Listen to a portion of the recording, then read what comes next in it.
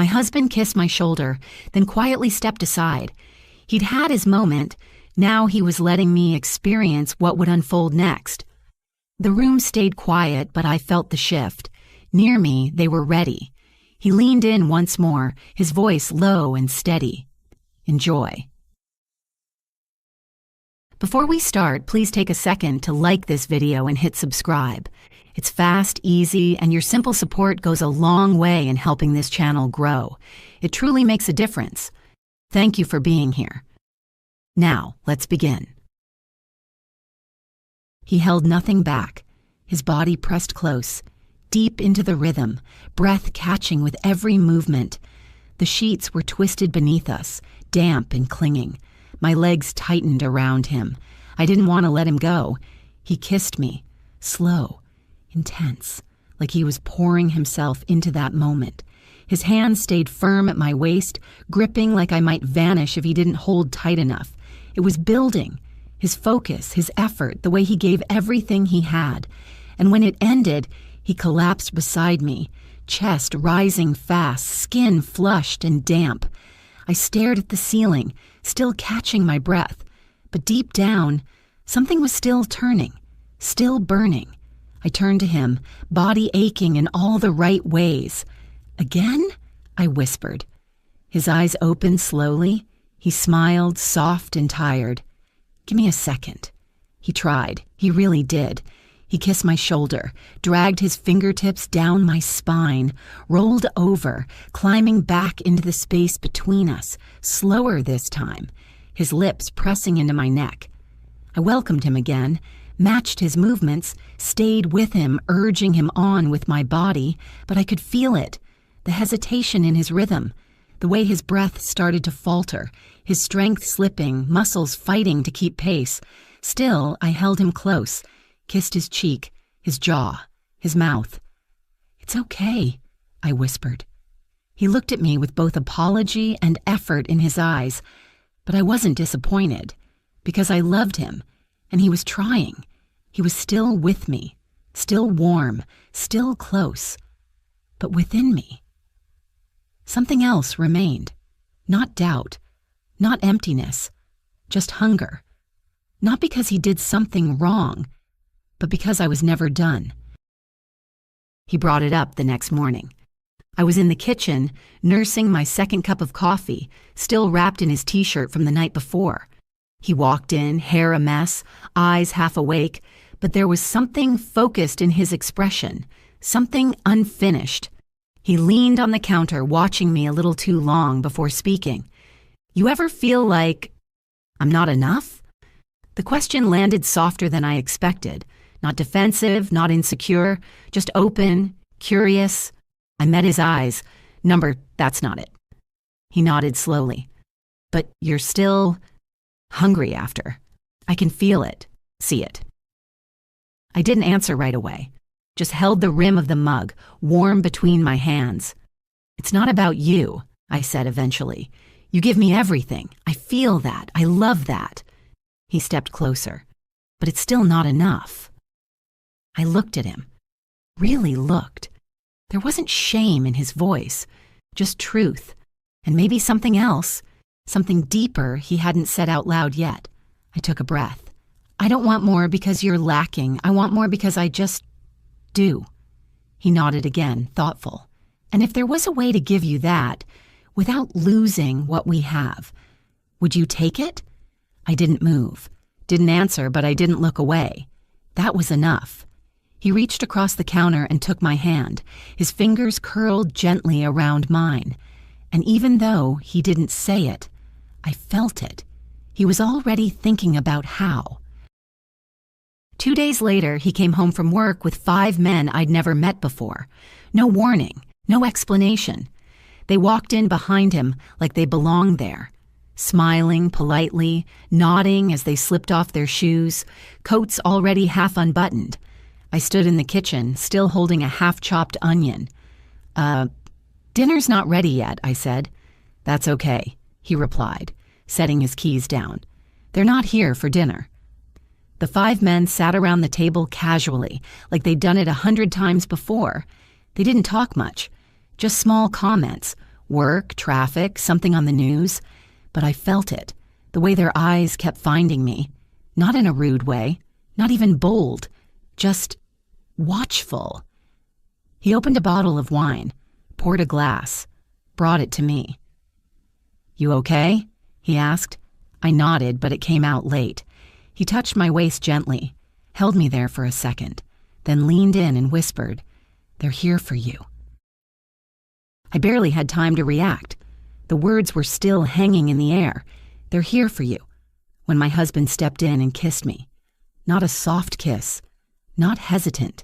It was full, anchored, like he needed me to feel him before anything else could. The 5 men didn't speak.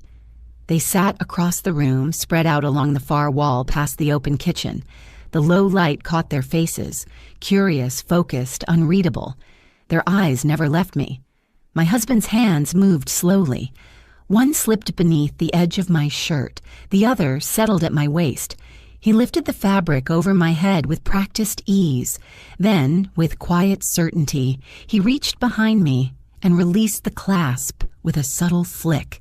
His lips brushed along my collarbone, his breath warm and steady. I didn't resist. He guided me backward toward the counter. Every movement was deliberate, unrushed, grounded like he wanted this moment to be seen without a word spoken.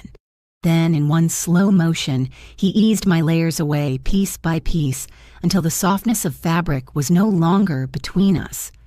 Cool marble met my skin, sending a ripple through me. He stepped back slightly, just enough to take in the moment, then leaned in again. His hands slid along my thighs. His mouth followed the same path, unhurried, steady. When his lips pressed into me with intent, I exhaled, not sharply, but in a slow, staggered breath that had been waiting. He stayed focused, grounded. The pace of his touch was calm, thoughtful. He wasn't rushing. He wasn't putting on a show. There was something honest in the way he moved, like he was trying to speak through his presence alone. I braced myself, hands finding the edge behind me. My breath caught as a slow warmth gathered, layer by layer. Each moment pulled me deeper into stillness. I wasn't being held. I was being witnessed. Across the room, no one moved, but I could feel their eyes. Their presence hung in the air, impossible to ignore. My husband remained close, fully immersed, never once breaking rhythm. His steady movements built something quiet but undeniable. And then, without even thinking, my body rose slightly toward him, like gravity had shifted.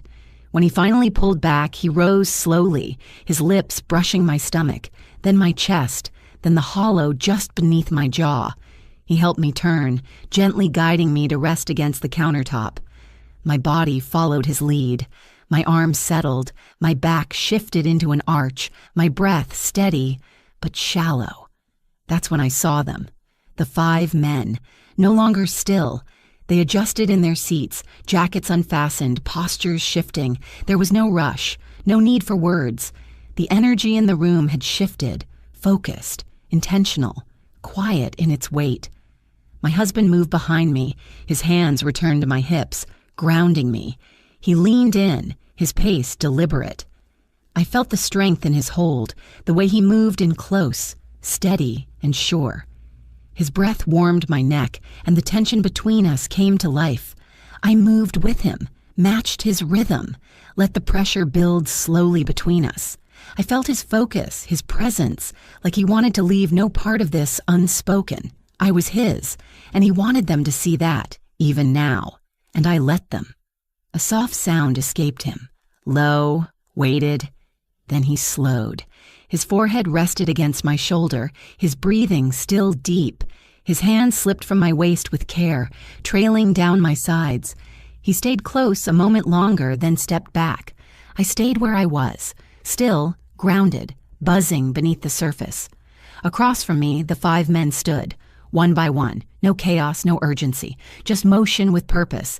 Jackets eased off shoulders, sleeves rolled back, hands adjusted buttons. My husband leaned in once more. His lips brushed the shell of my ear, his voice barely audible. Enjoy. The first one stepped forward without a word. His hand settled at my waist, and I didn't resist. He moved in close, confident, steady. My body reacted before my mind caught up. I drew in a breath, rising to meet him, overwhelmed by the closeness and the intensity of his pace. He moved with control, measured, deliberate. My hands pressed to the counter, arms trembling as I tried to stay grounded. Every shift in motion sent a ripple through me, tightening something deep inside, and then it overtook me. Sudden, breathless. My body tensed, then softened as a sound escaped me without warning. I didn't collapse. I opened. And just like that, he stepped back, his presence lingering as the sensation passed. Before I could fully recover, another approached. Taller, broader. He adjusted me gently, hands firm but careful, then leaned in. I gripped the edge again, my knees faltering under the pressure. His pace was different, slower, deeper, more deliberate. Every motion carried weight, drawing tension through me in waves. My breath hitched. I was completely still, held in place by his steady presence. The second wave came sharper. My thighs shook, my hands tightened. I reached for something I couldn't name, and then I let go, breathless and undone. But it didn't end there. The third moved in next. One hand reached up, curling gently into my hair, tilting me just enough so he could meet my eyes. He didn't wait. His movements were firm, assured.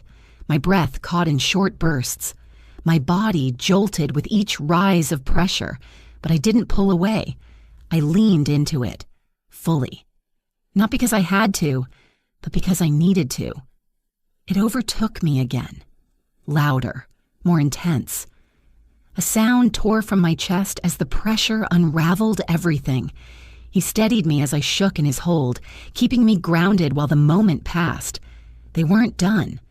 The fourth stepped in, and this time, another stood in front of me. He lifted my chin with care, kissed me, deep, slow, and then lowered himself into position. I welcomed him fully. He moved with purpose, nothing rushed, nothing forced. As the one behind me found his pace, the one before me followed. Their movements aligned in perfect sync, one anchoring me with calm control, the other responding to the rhythm I gave him. The pressure mounted fast, unbearable in its intensity, and when it crested, I let go, the sound low and muffled, caught between them. As they stepped back, the fifth moved into place. My body was already trembling, overwhelmed, unsteady, but I reached for him, matched his rhythm, let the moment stretch again. Then, without warning, I felt another presence behind him, not replacing, supporting, enhancing. One of them steadied my hips, another guided my legs apart, a third stayed near, his touch light, grounding me. They worked together, not as a blur, but as a single current moving through me. I wasn't lost, I was held, surrounded by something steady and certain. My breath faltered, my hands slipped, my voice broke as the rhythm between them found its peak. There was no urgency. They moved with absolute control. And I gave myself to it, without resistance. One of them reached just where I needed, setting off a reaction I couldn't contain. It didn't rise gradually. It struck all at once. The final release hit like lightning. My back arched, mouth parted, but no sound followed. The force of it rippled through every inch of me. My limbs gave out. My body melted into the warmth that held me. I wasn't falling. I was being carried. Eventually, everything stilled. The tension lifted. Their hands eased away, gentle and careful. The space around me shifted back to quiet. I stayed there, folded forward, breath uneven, skin flushed, muscles soft, everything inside me humming, open, full, and finally quiet. Then I looked up. My husband was still there, across the room, unmoving, watching. His eyes were locked to mine. His jaw was tight, his hands clenched. But it wasn't anger. It was awe. And me. I wasn't reaching anymore. I was complete.